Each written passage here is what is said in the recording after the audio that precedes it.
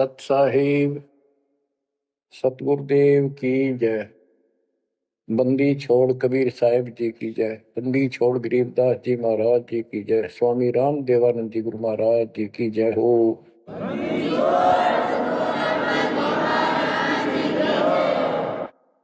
सर्व संतों की जय, सर्व भक्तों की जय, धर्मी पुरुषों की जय।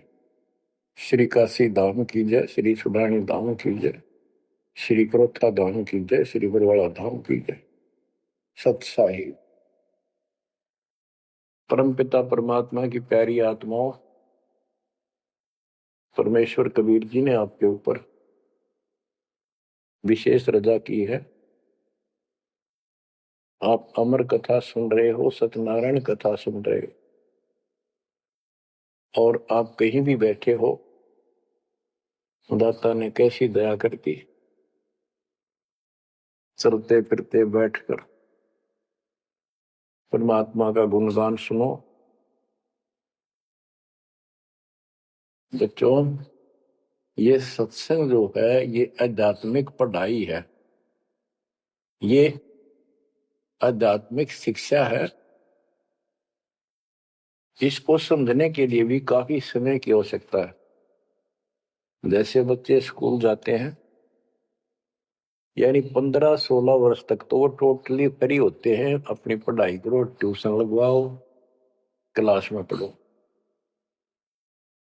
तो ऐसे करते करते वो विद्वान बन जाते हैं, डॉक्टर बन जाते हैं, इंजीनियर बन जाते हैं और बड़ी बड़ी शिक्षाएं प्राप्त कर देते हैं। इसी प्रकार आपको ये आध्यात्मिक लेक्चर अटेंड करते रहना चाहिए। संसारिक काम भी करो, शिक्षा ग्रहण भी करो, लेकिन ये शिक्षा साथ जरूर ग्रहण करो। इसके बिना सब व्यर्थ है। वो तो सिर्फ पेट के लिए, रोजी रोटी के लिए जो भी कर्म हम करते हैं सब रोजगार के लिए होता है, और वो रोजगार करते करते नुकसान हो जाता है। सब कुछ करते करते हानि हो जाती है, कोई लाभ नहीं मिलता। इधर कमाते हैं, उधर रोग हो जाता है, यहां से कमाया उधर खत्म हो गया। तो परमात्मा के चरणों में आने के बाद, इसकी शरण में आ जाने के बाद, तो ये इस तरह के कष्टों को कम कर देगा। परमात्मा की महिमा भी ना सुने, भक्ति ना करें और काम में ज्यादा ध्यान दें, कभी नुकसान ना हो जाए। और वो करते करते हो जाता है, फिर घर के रहते ना गांठ के। इसलिए काम अवश्य करो, पर इसमें नागा ना करो। परमात्मा की महिमा अवश्य सुनो और भक्ति डेली करो।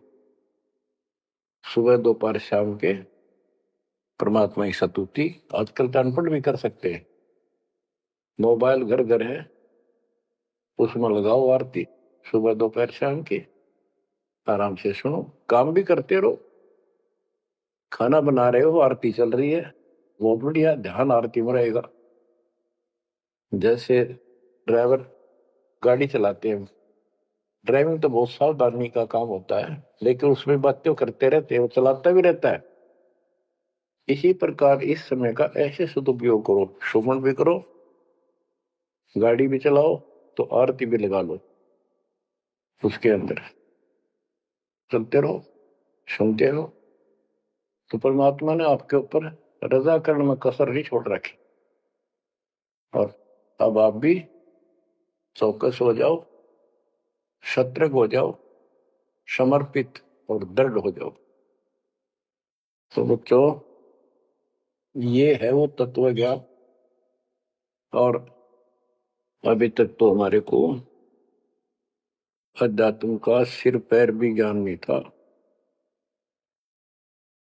और जब तक बच्चों हमें विश्वास नहीं होता कि परमात्मा कौन है, इसका प्रमाण कहाँ है, कहाँ प्रूफ है, और हमारी आत्मा इस बात को नहीं स्वीकार कर लेती क्या सचमुच यही सत्य है, तब तक हम भक्ति भी करते रहते हैं और आत्मा अस्थिर रहती है, मन अस्थिर रहता है, कोई भी कोई साधना बताता है हम उसी को करने के लिए तत्पर हो जाते हैं। वो पहले वाली तो छोड़ते नहीं और भी शुरू कर देते, क्योंकि हमें चाह है परम पिता की।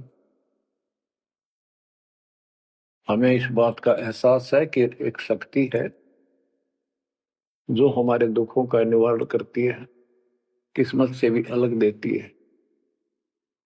किस्मत में दुख आया, प्रारब्ध में कष्ट हुआ, तो हम उसके निवारण के लिए किधर झाड़ फूक वालों के पास, कहीं हाथ दिखाने गए, कहीं पहाड़ों पर किसी ने बताया वहां गए, व्रत रखने को कहा वो रखा। हमने हर तरह से कोशिश की कि कोई सुख प्राप्त हो, ज्यादा धन प्राप्त हो, लेकिन ऐसा कुछ नहीं हुआ। वैसे कभी इत्तेफाक से कोई दाव लग गया, कोई हटकर कोई ऐसा लाभ होता दिखा हो गया, वो होना तो था कर्म का, प्रारब्ध में आ गया कोई और वो सूत बैठ गया, और हम और दृढ़ हो गए उन्हीं पूजाओं पर, उन गलत साधनाओं पर जो गीता में मना कर रखा है। दास अपनी बताता है, ये आपके साथ भी अवश्य हुई है, आपको अब एहसास होगा। जैसे दास बचपन से रामकृष्ण और विशेषकर विष्णु जी का, कृष्ण जी का विशेष भक्त रहा है, इसके साथ हनुमान जी के प्रति भी लगन में, तड़प में, चाह में कोई कमी नहीं थी। इस कारण से मंगलवार का व्रत रखना, किसी ने बता दिया कि सालासर एक स्थान है जहां पर हनुमान जी का बहुत प्रसिद्ध मंदिर है और वहां जाने से सारे सुख हो जाते। तो दास सिरसा सर्विस करता था, हरियाणा का एक शहर है, पंजाब से सटा हुआ डिस्ट्रिक्ट है। वहां से पता चला तो दास बैठ के ट्रेन में सालासर पहुंचा, शुरू उतरा, वहां से अन्य साधनों से वहां एक छोटा सा गांव सालासर, वहां एक छोटा सा मंदिर और उसमें एक पत्थर की मूर्ति, तो उसकी शक्ल भी ठीक सी को हनुमान का वो आइडिया लगाया जाता। उस समय यह सन 1978 की बात है, ऐसा कोई वहां पर ज्यादा भीड़ नहीं होती थी, हम सुबह आराम से दर्शन कर लेते थे। हद से हद 500-400 आदमी जाते थे। फिर देखते देखते 10 साल में वहां पर टेढ़ी मेढ़ी लाइन बनने लगी, यानी 4-4 घंटे में नंबर आने लग गया। और उस दौरान जैसे भी कोई राहत मिली, जैसे सर्विस लगी, पढ़ते थे, पास होते चले गए, हनुमान जी और श्री कृष्ण की जय जयकार, हम पढ़ते थे, पास होते चले गए। तो ये श्रेय अपने इष्ट देवों को मानते थे जो एक से अनेक थे, श्री विष्णु भगवान, कृष्ण जी, श्री राम जी और हनुमान जी, शंकर भगवान जी। मैंने शंकर भगवान जी को पीछे नहीं रखते थे, और ये बता रखा था अगर माँ की भक्ति नहीं करनी, इसको विशेष ध्यान नहीं देते थे इसके ऊपर। फिर भी पास हुए, सर्विस लगी, पुत्र प्राप्त हुआ, फिर संतान होती चली गई, और इतनी खुशी हुई कि सारा कुछ हनुमान जी ने, श्री कृष्ण जी ने, विष्णु जी ने कर दिया। और ये देख रहा है दास के जो कबीर नास्तिक है उनके भी ये सुख हो रहे थे। तो बात ये है, अब पता चला कि ये साधना वो सुख देने की थी नहीं जो हम इनके शेयर कर रहे थे, यकीन से होगा इनको श्रेय दे रहे थे। तो बच्चों, कबीर पीछे लग गया जाऊं था मैं लोक वेद के साथ, मार्ग में सतगुरु मिले, दीपक ले दिया हाथ। इस भक्ति के सफर में हम लोक वेद के आधार से इधर उधर भटक रहे थे, सही मार्ग मिला नहीं था और कभी भी मंजिल प्राप्त नहीं कर सकते थे। ठीक है, हमारी तड़प थी तो भगवान भी मिले। जैसे वेदों में प्रमाण है, ऋग्वेद मंडल नंबर 9 सूक्त चमन मंत्र 3 में कि परमात्मा सबसे ऊपर के लोक में बैठा है।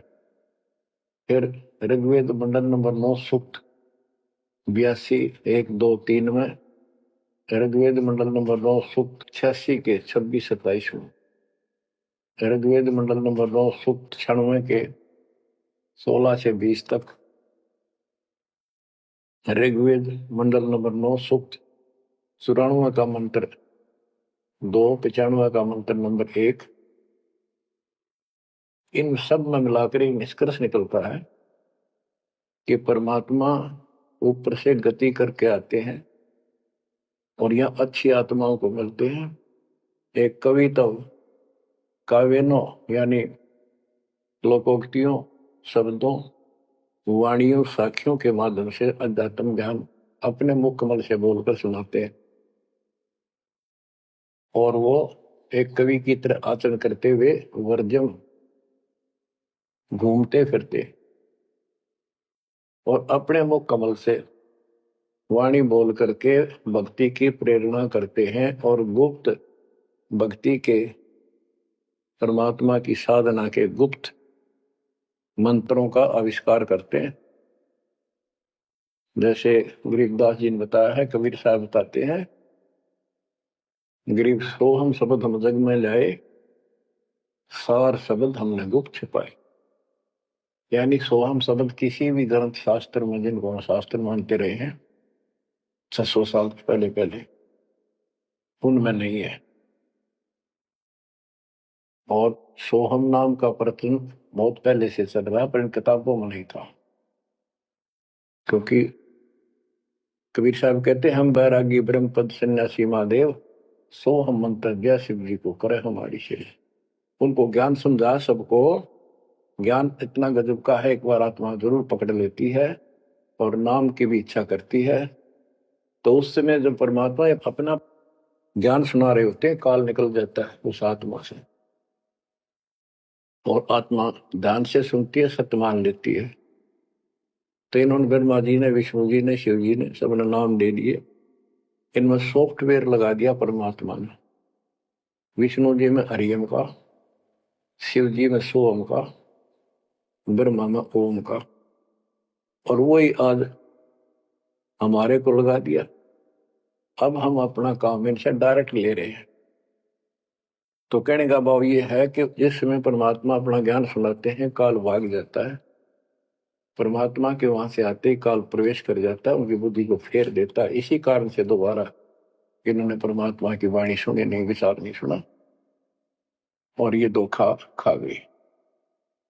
हमने भी बहुत बार धोखा खा लिया, सैकड़ों बार हम ये कष्ट उठा चुके और ये धोखा खा चुके हैं। तो अपने भगवान को छोड़कर इन बकवादा बड़े रहे।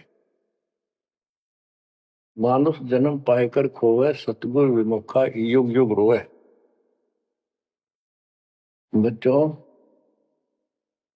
गिरीश सतगुरु संगत छोड़कर लाख वर्ष जप कीन, इंद्रिय क्रम ना मोक्ष होए, अरे काल के आदि। जैसे आपको बार बार समझाया जाता है कि सतगुरु से विमुख होने के बाद हम आज से 600 वर्ष पहले परमात्मा से विमुख हुए थे। उसके बाद हम पता नहीं किन किन धर्मों में जन्मे, कभी भक्ति की कभी ना की। भक्ति करते थे और भक्ति ही नहीं थी, लेकिन मालिक फिर भी हमें उन प्रत्येक मानव शरीर में मिले हैं और सच्ची राह दिखाई है। हमने कुछ दिन की साधना अवश्य की है, फिर छोड़ दी, और जिसके कारण परमात्मा हमें चार्ज कर गए। उस चार्जिंग के कारण आज तक आपके हृदय में मालिक की चाह और भक्ति की तरफ बनी हुई थी और मनुष्य जीवन मिलते रहे। क्योंकि हम 600 साल पहले गुरुद्रोही नहीं हुए थे, सतगुरु विमुख हो गए थे। सतगुरु विमुखा युग युग रोए, मानुष जन्म पाकर खोए। एक उदाहरण देता हूं। एक राबी नाम की लड़की, जिसको राबिया भी कहा, मुसलमान धर्म में जन्मी, वह पिछले सतयुग से मालिक के उनके साथ लगे थे अपनी बेटी को, अपनी आत्मा के। गरीबदास जी ने बताया है कि कबीर साहब बताते हैं, दो दिन मेरी शरण है, यानी एक बार किसी युग में चाहे वो 10 दिन भी नाम ले ले, फिर छोड़ दिया वो, मालिक उसको अपने खाते में लिख लेता है। और फिर उसको धीरे धीरे धीरे धीरे, देखो अपने पिता को देखो, हमारे लिए कितना कष्ट उठा रहे, उसको धीरे धीरे चार्ज करते रहते हैं, चार्ज करते रहते हैं, भक्ति की तरफ जन्म जन्मांतर बढ़ाते रहते हैं। उसी कर्म अनुसार, उसी क्रिया में वो लड़की आत्मा रब्बी बनी हुई थी। मुसलमान घर में जन्म था, 12-13 साल की बेटी थी, भेड़ बकरियां चरा रही थी। और वो सारी सृष्टि के रचनहार हमारे पिता अपनी बेटी के लिए उस जंगल में पहुंच गए, घास फूस पर बैठ के जाकर बेटी के पास मुसलमान धर्म जिंदा का रूप बनाया। हमारे अंदर एक धर्म कर्म की ये भी एक समस्या है कि हम अपने धर्म वालों को महत्व देते हैं, दूसरों से नफरत करते हैं। ये काल की चाल है। इसलिए दाता सौ सब क्षेत्र में करूं अपने धन के काज, हिरण्यकशिपु जो मार दो नरसिंह के साथ। इब्राहिम सुल्तान दम के बंदी बन के चले गए, एक नौकरानी बन के चले गए। क्या पड़ा था उनको? कोरड़े खाए, नौकर बने, अपने बच्चे को नरक से निकालने के लिए। कि तुम बालक हो, बुद्धि छोटी है, बच्चे की बुद्धि इतना काम नहीं करती, इस ज्ञान से आपकी बुद्धि विकसित होगी, आप कुछ दिनों में संकेत समझने लग जाओ। अब जैसे रब्बी को मालिक ने समझाया, तो बच्चों परमात्मा अपनी उस बेटी, उस आत्मा के राबिया के पास जाकर बैठ के जंगल में गर्मी सर्दी घास फूस के ऊपर बैठ के और उसको समझाने लगे, बेटी भक्ति किया करो। तो बच्ची थी, जैसे उस धर्म के अंदर जन्मी थी, उसमें जो साधना बताते थे उसको कहती थी हम करते हैं, ऐसे करते हैं, नमाज करते हैं, ईद बकरीद मनाते हैं। तो परमात्मा ने उनको काफी समझा, कई दिन लगातार जाते रहे, ये चले जाते फिर आ जाते। अंत में लड़की ने स्वीकार कर लिया, भगवान मुझे वो सच्चा राह बता दो जिससे मोक्ष मिले। परमात्मा ने उनको मंत्र दिए, ये मंत्र दे दिए पांचों, लेकिन ये नहीं बताया ये किस किस के हैं, क्योंकि इसके बताने की जरूरत भी नहीं है। या तो चाबी है, किसी भी खजाने की है या कोई और सामान वाले की है, उस ताले के लाओ, खुल जाएगा और उसमें जो सामान है आपको मिल जाएगा। फिर भी याद होना आवश्यक है कि ये इसमें यू सामान है, इसमें यह सामान है। तो लड़की ने कुछ दिन मालिक की साधना की, 4 वर्ष। उसके बाद समाज के दबाव में शानी होगी, उसने यहां तक फैसला कर लिया कि ये तो संस्कार बढ़ते चले जाते हैं, शादी ही नहीं कराऊंगी, विवाह नहीं कराऊंगी। उसने निकाह करने से मना कर दिया। माँ बाप ने कोशिश की, लेकिन बिल्कुल स्पष्ट शब्दों में कह दिया, मैं विवाह नहीं करूंगी, मैं अल्लाह खुदा को प्राप्त करूंगी। माँ बाप परेशान हो गए कि बच्ची है, इसने तो जिद लगा ली, और इसका जीवन कैसे पार होगा, कैसे पास होगा, तो हो ही नहीं सकता। माँ बाप ने कहा, बेटी या तो निकाह कर ले, नाम दोनों मरेंगे। लड़की ने सोचा, चल माता पिता की हत्या का क्यों सिर पर दोष दूं, आगे अपने पति से बात कर रहे हैं। निकाह हो गया। मुसलमानों के अंदर लड़की से अपनी राय पूछी जाती है विवाह के समय कि क्या आपको ये निकाह कबूल है। लड़की यस कर देती है तो विवाह होता है, न तो नहीं होता। ये स्वतंत्रता बेटी को है। उसने यस कर दी, विवाह होगा। उनका पति बहुत बड़ा अधिकारी था, अफसर था, साहब था। मुसलमानों में एक से अधिक विवाह भी हो जाते हैं, सामान्य बात है। तो उसने यही विचार किया था कि तो शादी और कर लेगा, वहां दबाव बनाऊंगी ना तो मर जाऊंगी, और क्या इलाज है। तो उसने अपने पति से अपना उद्देश्य बता दिया, मैं भक्ति करना चाहती हूँ, मेरी कतई तमन्ना नहीं है कोई शादी और बच्चे पैदा करने की। यदि आप मेरे साथ जबरदस्ती करोगे तो मैं सुसाइड करूंगी। उनका पति भगवान से डरने वाला मुसलमान था, वास्तव मुसलमान था। उसने कहा, राबिया, आपने निकाह कबूल क्यों किया, ये बता। उसने कहा कि मेरी मजबूरी थी, मेरे माता पिता मर जाते, मैं वो दोष नहीं लेना चाहती थी, उनका भी काम बन गया। कि आप बताओ आपका क्या इरादा है। मेरा फाइनल है, या तो मौत या अपनी भक्ति करूंगे। इतना दृढ़ विश्वास देखकर उसने कहा कि राबिया कोई बात नहीं, आप भक्ति करो, मैं अल्लाह के मार्ग में बात नहीं बन सकता, मैं भी भगवान से डरने वाला हूं। लेकिन जैसे आपकी लोक लाज के कारण आपके पिता की समस्या प्रबल थी, इसी प्रकार समाज हमारा भी है, लोक लाज हमें भी है। आप मेरी दृष्टि में, मेरी तरफ से तो मेरी सिस्टर होगी, समाज की दृष्टि में मेरी वाइफ बनकर रहना होगा। वो बोली मुझे मंजूर है। उसके लिए अलग व्यवस्था कर दी, अपनी भक्ति कर, किसी चीज की कमी नहीं आने देंगे। उसने अपनी और शादियां कर ली। अब वो 50 साल की होगी, सब देखा कि ये तो बिल्कुल देवी का रूप है, पलक भी उठाकर नहीं देखती। ये पिछले संस्कार थे, वो बैटरी चार्ज थी, उसमें चाह थी, आगे बैटरी लगी नहीं है, धीरे धीरे नष्ट होगी। या रोड मारा काल मारी, ये बहुत बड़ा षड्यंत्र है। सतगुरु कबीर साहब ने इसको कोई खोल नहीं सकता, इसे बचा भी नहीं सकता। इसलिए सतगुरु की शरण नहीं छोड़नी चाहिए। उसने अपने पति, जो संसारिक दृष्टि के पति से कहा कि मैं हज करने जाना चाहती हूँ।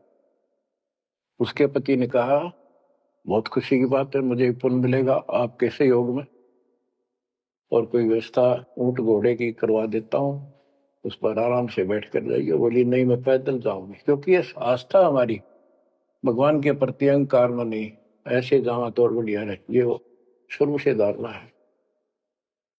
उस समय साधन भी नहीं होते थे, ऊंट घोड़े होते थे, रेगिस्तान में ऊंट ही चलते थे। बोली नहीं, मैं पैदल जाऊंगी। राबिया पैदल जा रही थी, रास्ते में कुआं था, उसमें बाल्टी और रस्सा नहीं था। एक कुतिया वहां पर बहुत बुरी तरह रो रही थी, कभी कुएं की तरफ जा रही थी, राबिया के चरणों की तरफ आ रही थी। वो समझ गई कि प्यासी है, और साथ में बच्चा है, मरेगी की बच्चे भी मरेंगे। आओ देखा ना ताओ देखा, दया बिना दरवेश कसाई। वो दरवेश थी, संत थी, दयालु थी, असली मुसलमान थी। उसने अपने बाल पाड़े सिर के, रस्सी बनाई लंबी, वो 100 फुट नीचे पानी होता था, और फिर अपने कपड़े निकाल कर शरीर के उसके बांध कर नीचे भिगो के बाहर टपकाए, निचौड़े एक मटके के टूटे हुए पात्र में। कुतिया ने जी भर का पानी पिया, और लड़की ने अपने जो सिर के बाल पाड़े, थोड़ा बहुत खून निकला था, रक्त, ब्लड को साफ किया, कपड़े पहन लिए, मक्का के लिए चलने लगी। वो मक्का उठ के कुएं के साथ आकर खड़ा हो गया। लड़की ने तो जाना ही मक्का में था, एकदम प्रवेश कर गई। उधर इब्राहिम सुल्तान दम की पहले बॉडी में वो आत्मा गई हुई थी, क्योंकि परमात्मा उनको भी प्रेरित करते हुए आ रहे थे। जो इब्राहिम सुल्तान दम बाद में सम्मान बना, तो जिनको ये ज्ञान हो जाता था, वो अपने धार्मिक मेलों में जरूर जाते थे औरों को समझाने के लिए। तो इब्राहिम सुल्तान दम वाली आत्मा वहां गई हुई थी, लोगों में चर्चा हुई, वे मक्का गया कहाँ। हद होगी, मंदिर ही नहीं है यहाँ पर। तब अब्राहिम सुल्तान अदम कहता है, गरीबदास जी बताते हैं, सुल्तान अदम मक्के गया, मक्का नहीं मकान, गया रांड के लेन को यूं कह अदम सुल्तान। लोग बोले रे क्या बोल रहा था, फिर इतने में वो मक्का वापस आ जाता है। और उसमें से राबिया निकली। राबिया देखी, लोग भाग कर प्रवेश किया, देखा तो एक राबिया ने एक लड़की, उसने अपना परिचय दिया। पूरे मुसलमान समाज में ये बात फैल गई, चर्चा का विषय बना कि भक्ति हो तो राबी जैसी, भक्ति हो तो राबी जैसी, जिसके लिए मक्का उड़कर चला गया जहाज के समान, एयरप्लेन के समान। तो वह हज के लिए गए हुए व्यक्ति अब्राहिम सुल्तान से बोले, अरे भले आदमी, तो एक देवी को क्या कह रहा था गया रांड के लेने को, नो कह तुम सुल्तान एक नकमी आत्मा को यो मक्का लेने गया है। तेरा तो भाई दिमाग खराब हो गया, ऐसी देवी के बारे में ऐसे शब्द बोले, तुझे पाप लगेगा, दोजख में जाएगा।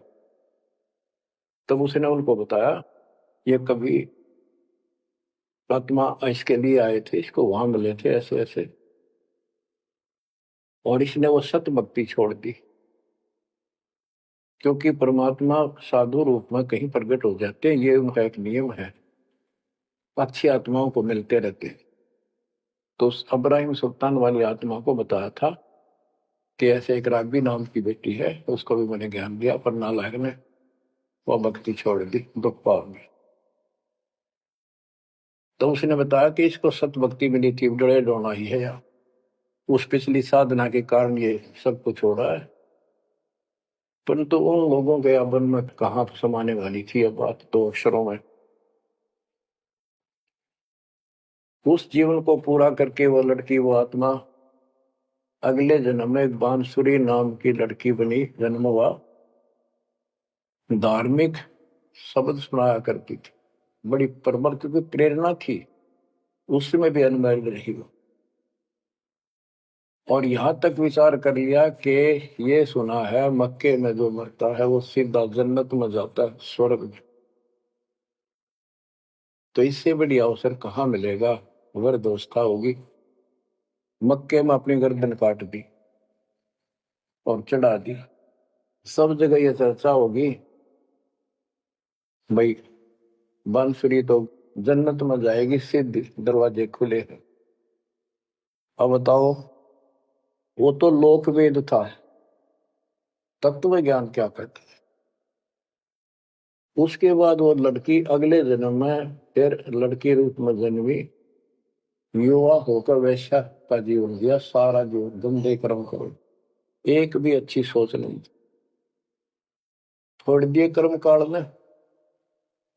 मानुष जन्म पाकर खोए, सतगुर विमुखा युग युग रो। वो फिर मर गई उस गंदे जीवन को भोग, पाप इकट्ठे करके ढेर लाख। उस 3-4 साल की साधना से उसको मनुष्य शरीर मिलते रहे। उस दौरान परमात्मा ने कोशिश की, लेकिन वो रंग में रंग चुकी थी। बांसुरी वाले में खुद गायक बन गई, लोग प्रशंसक हो गए, बड़े बड़ी अल्लाह का ज्ञान सुनाती है। और वैसा बनने के बाद उसी कर्म वैसे फूट लिए, अच्छे बात समझ में नहीं आई। वो फिर मृत्यु को प्राप्त हुई, वैसा का जीवन, गणका का जीवन भोग कर फिर वो शेख तकी नाम के एक धार्मिक मुसलमान पीर के घर जन्म लिया बेटी के रूप। 11 वर्ष की 12 वर्ष की आयु पूरी करके वो मर गई, समय संस्कार पूरा हुआ। परमात्मा कहते हैं, सोच अच्छी दर मैं करूं अपने जन पे काज, उस आत्मा को फिर अपने चरणों में लेना था, अपनी प्यारी आत्मा। जो जन मेरी शरण है ताका हूं मैं दास, केल के लाग्या करूं जब तक धरती आकाश। तो कारण बनाया, शेख तकी के मन में ये धारणा पैदा की कि राजा सिकंदर लोदी से, जो उसका धार्मिक पीर था शेख तकी, उसने कहा कि आप कहते हो, इसने कबीर ने रामानंद जी को जीवित कर दिया, गर्दन काट दी थी आपने, और आपका जलन का रोग ठीक कर दिया। कमाल जिंदा कर दिया। वो तो वैसे उसमें सदमे में था, वो ऐसे वैसे हो जाता, इत्तेफाक उसको जीवित होना था, इसका कबीर का नाम बन गया। जब जानू मैं इसको, मेरी बेटी को जिंदा कर दे जो कब्र में दबी हुई है, 15-20 दिन हो गए। तो कबीर साहब से कहा गया, कबीर साहब ने कहा कि आसपास के लोगों को बता दो कि आ जाओ, एक कमाल होगा। उस शेख तकीर ने ढिंढोरा पिटवा दिया कि इसकी बेइज्जती हो तो छक्का हुआ है, मूर्ख बना रहा। उधर कबीर साहब ने कह दिया कि भाई खूब बुला लो, आसपास जितने बुला सकते हो, सबके सामने देखते हैं परमात्मा की क्या रजा होती है। हजारों व्यक्तियों के सामने कब्र फुड़वा दी, उसमें 100 पड़ा था।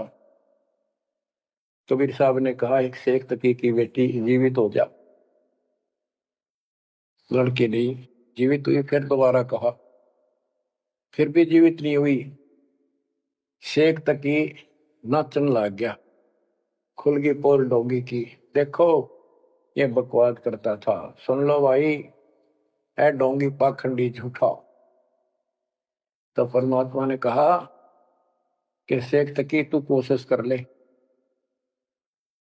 तो और दूसरे बोले जी ये कुछ करने दोगा होता था, अपनी बेटी ने कौन मिट्टी में दाबा है, आप पर दया करो। तब कहा है कबीर की बेटी जीवित हो और बाहर आ बेटा। इतना ही कहना था, सारा शरीर में कंपन हुई, डेड बॉडी जीवित होगी, और उठ के बेटी बाहर आ गई, मालिक के चरणों में मस्तक टेका।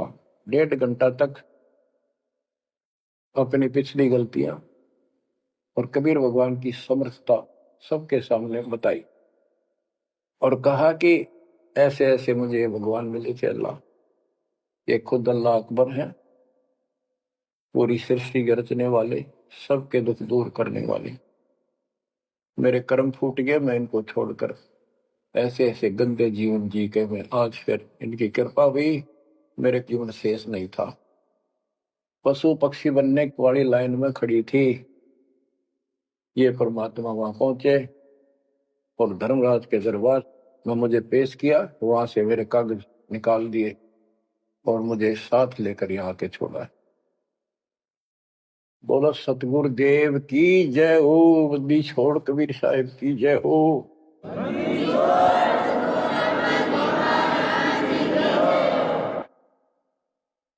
तो कबीर साहब ने कहा बेटी जा अपने पिता के साथ, शेख तकी के साथ। वह बेटी बोली मुझे अपना पिता मिल गया, अपना मालिक मिल गया, इस कर मेरा संस्कार इतना ही था।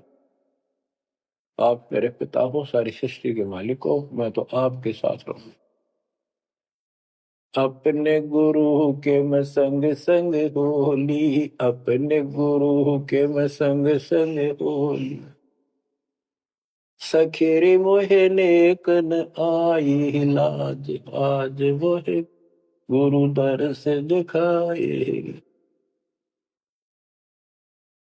बच्चों यह बात तो बनेगी ऐसे ही, एक देसी कहावत है, पानी तो झील में नीचे के स्थान पर आके ही टिकेगा।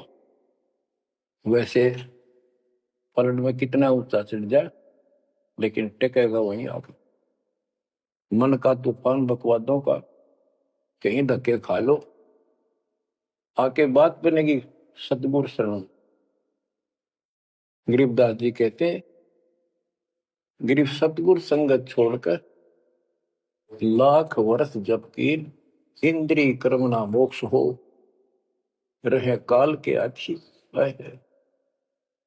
सतगुरु पूर्ण संत की संगत छोड़कर चाहे लाख वर्ष तक ये जप करते रहियो, चाहे ये जाप करते रहना, इसका कोई यूज नहीं होगा, क्योंकि कनेक्शन कट चुका होगा, मर्यादा भंग होगी। गुरु बिन माला फेरते, गुरु बिन देते दान, गुरु बिन दोनों निष्फल है, वो व्यर्थ जाएंगे। तो बच्चों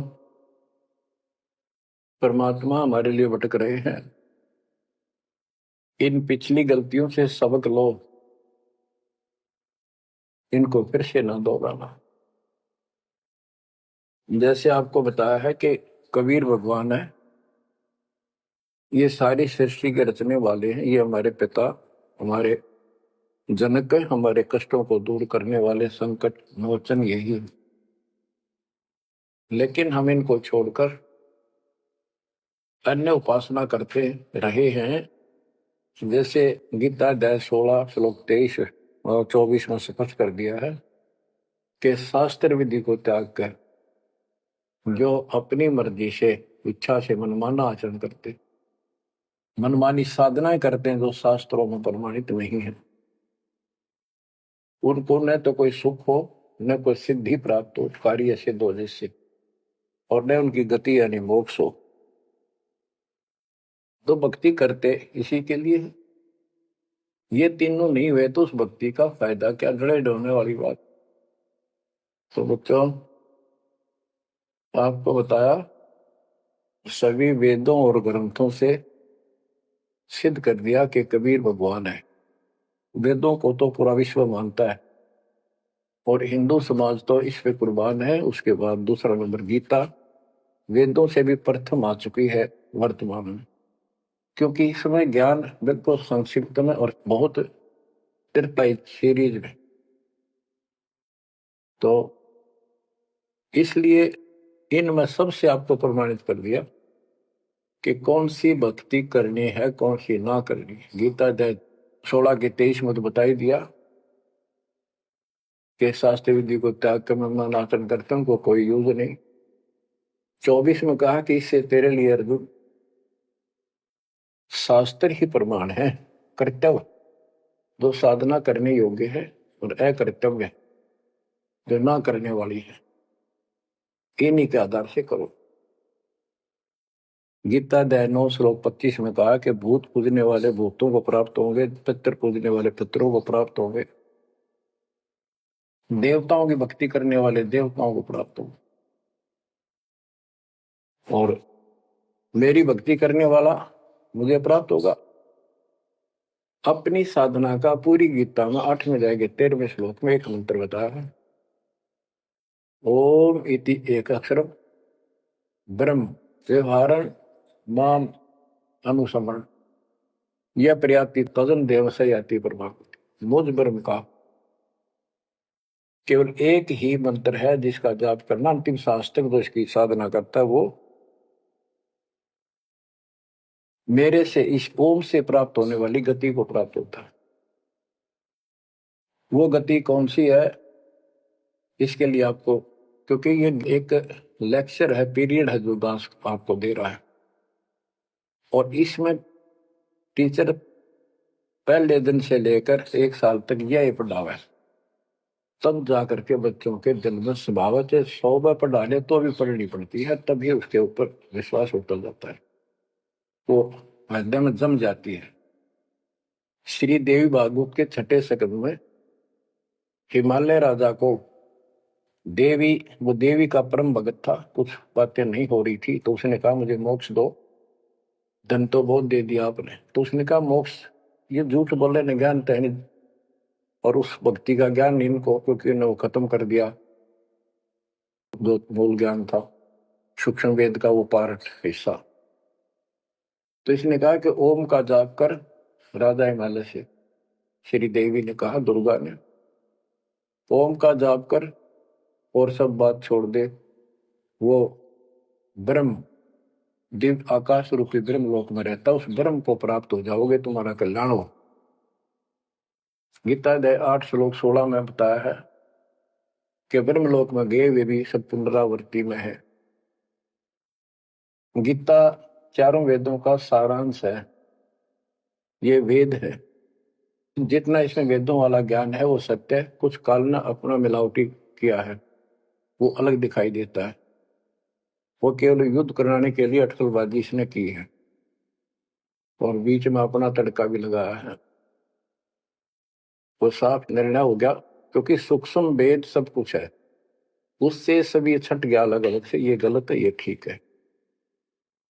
तो ब्रह्म लोक में गए हुए भी पुनरावृत्ति में पुनर्जन्म होता है, गीता अध्याय 4 श्लोक 5 में इसने स्पष्ट कर दिया, तुम तेरे मेरे बहुत जन्म हो चुके हैं, तू नहीं जानता नहीं है। गीता अध्याय 2 श्लोक 12 में यही 10 के 2 में बताया कि मेरी उत्पत्ति तो हुई है, लेकिन ये ऋषि देवता नहीं जानते, क्योंकि ये मेरे से उत्पन्न हुए। फिर उस ज्ञान को जैसे जहां से शुरुआत हुई थी कि परमात्मा सतलोक से सबसे ऊपर के लोक में रहता, वहां से चलकर गति करके आता है, अपना सच्चा ज्ञातम ज्ञान खुद बोलकर बताता है। गीता अध्याय 4 श्लोक 32 में, ये कोड वर्डों में है गीता ज्यादातर, उसमें बताया कि जो ज्ञान ब्रह्मणे मुखे सचिदानंद घन ब्रह्म ने अपने मुख कमल से बोली वाणी में बोला है, उस वाणी में विस्तार के साथ लिखा है, उससे ये पूर्ण मोक्ष होगा, फिर कभी जन्म मरण नहीं होता। उसके बारे में चौथे अध्याय के 34वें श्लोक में कहा है कि उस ज्ञान को तत्वदर्शी संतों के पास जाकर समझ, उनको दंडवत प्रणाम करने से, कपट छोड़कर उनकी सेवा करने से वो तत्वदर्शी संत जो तत्व ज्ञान का उपदेश करेंगे। गीता अध्याय 15 श्लोक 1 में स्पष्ट कर दिया है, जो इस उल्टे लटके हुए संसार रूपी वृक्ष के सभी विभाग का नारा नारा ज्ञान बता देता, सभी विभागों का पार्षद सवेदवित वो वेद के तात्पर्य को जानने वाला है।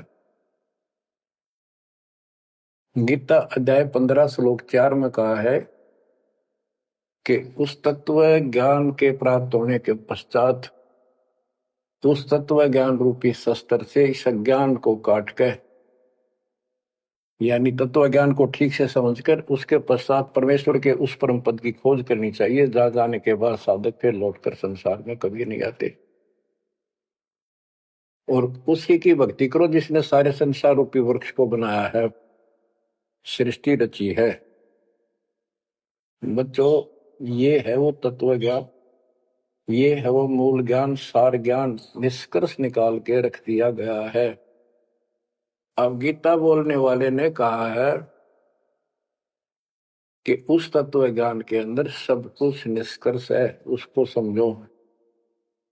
यही कुरान शरीफ के अंदर, कुरान मजीद के अंदर सूरत फुरकानी 25 आयत 52 से 59 में यही स्पष्ट किया है, वो कबीर नाम का परमात्मा है जिसने सारी सृष्टि रची, जिसने सब आपको संतान माता पिता का रूप दिया, सबके कर्मों को वो काटने वाला है, सबके कर्मों को ठीक से जानता है।